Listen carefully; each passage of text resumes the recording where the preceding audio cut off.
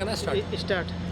Hi hello good evening नमस्कार प्रणाम सलाम वालेकुम सत श्री अकाल नमस्ते और आप सभी को मेरा आदाब। मेरा नाम है ऋषि कालरा, मैं रांची का रहने वाला हूँ और आज आपको अपनी ज़िंदगी की कहानी बताऊंगा जो कि बिल्कुल एक हिंदी फिल्म की तरह है। इसमें एक्शन भी है, ड्रामा भी है, कॉमेडी भी है, मसाला भी है, हर वो चीज़ है जो करेगी आपको एंटरटेन और लाएगी आपके चेहरे पर एक मुस्कान। कहानी कुछ ऐसी है कि बचपन से ही मेरे अंदर एक्टिंग का कीड़ा था। तो अपने उसी सपने, अपने उसी जज्बे, अपनी उसी अरमान, अपनी उसी तमन्ना, अपनी उसी ख्वाहिश, अपनी उसी इच्छा, अपनी उसी महत्वाकांक्षा को लेकर मैं सपनों की नगरी बम्बई चला गया। बम्बई जाकर मैं करण जौहर जी के ऑफिस में गया और मैंने उनसे कहा कि सर मुझे अपनी अगली फिल्म में ले लो, मैं कमाल कर दूंगा, मैं धमाल कर दूंगा, कसम खुदा की मैं धोती फाड़ कर रुमाल कर दूंगा।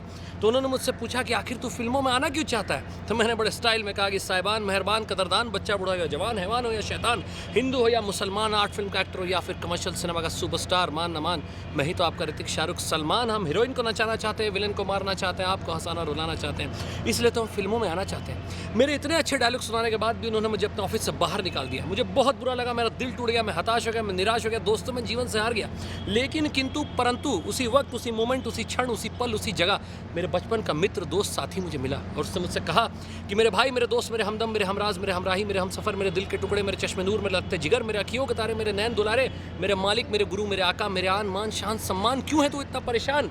प्यार, इश्क, मोहब्बत, लव और रोमांस ऐसी खूबसूरत और हसीन चीज़ें इस दुनिया में मौजूद है। उसमें समा जा, उसमें डूब जा, उसमें कूद जा, तेरी लाइफ सेट हो जाएगी, तू मस्त हो जाएगा, कसम खुदा की तू ज़बरदस्त हो जाएगा। मैंने कहा दोस्त तू महान है, तू भगवान है, तू नेक है, तू लाखों में एक है, आज से तेरे मेरे रास्ते एक है।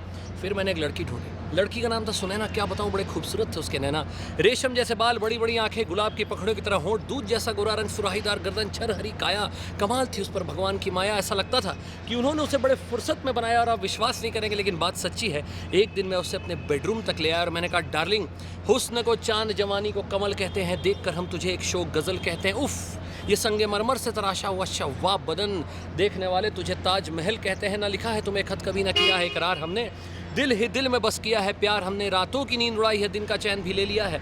मैं जानता हूँ ये नामुमकिन है, फिर भी प्यार तुम ही से कर लिया है। काश कि तुम समझती मेरे दिल में क्या है, ये और कुछ नहीं मेरे प्यार की इम्तहान।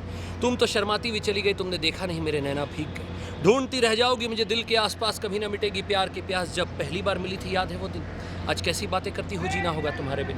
हम है तुम है, लेते हैं तन्हाई की सांस, जब मौत आएगी मेरी तुम करोगी मेरे प्यार पे विश्वास है मेरे महबूब। तेरे नाम ये पैगाम होगा, जब जाऊंगा शमशान कफन उठा के देख लेना, रोम रोम पे तेरा ही नाम होगा। और मुद्दत हो गई इंतजार की, तू नहीं आया, तुझसे अच्छी तो मेरी मौत है मेरे कातिल। वक्त पर आ गई पर तू अभी तक नहीं आया।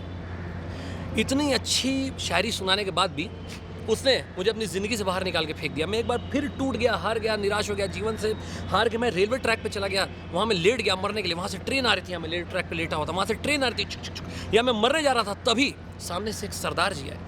दूर से तो हर सरदार एक तरह लगता है, लेकिन सामने जब वो आए तो मैंने देखा वो नवजोत सिंह सिद्धू थे और उन्होंने मुझे ऐसे ऐसे जुमले सुनाए, ऐसी ऐसी बातें कही कि मेरी ज़िंदगी दोबारा ट्रैक पे आ गई। उन्होंने मुझे कहा कि बेटा चांद अगर आधा भी हो जाए तो चांद ही कहलाता है, उसी तरह अरबी घोड़ा अगर दुबला पतला भी हो जाए तो गधों के स्तबल से ऊपर रहता है।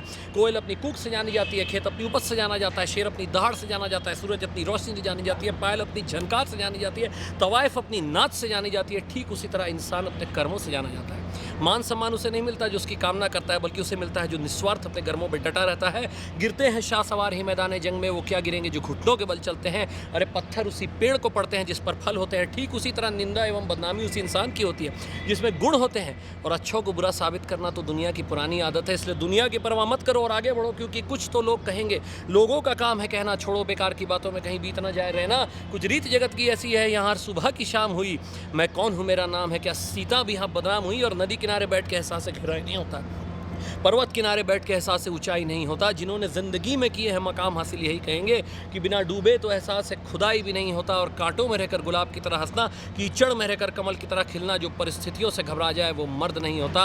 राख में रहकर भी अंगारों की तरह दहकना, और ये अपना ज़र्फ ही है जो दरबदर होने नहीं देता।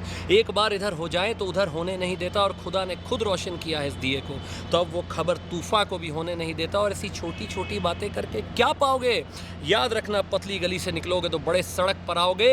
एंड टुवर्ड्स एंड कि अतीत खुद जवाब होता है, अतीत पर सवाल नहीं होता, बिना मिट्टी में डूबे गुलाब नहीं होता। रोज़ पैदा नहीं होते मेरे जैसे लोग, आग में शोलों की तरह खुद को जलाना पड़ता है, यूं ही मुट्ठी बांध लेने से इंकलाब नहीं होता।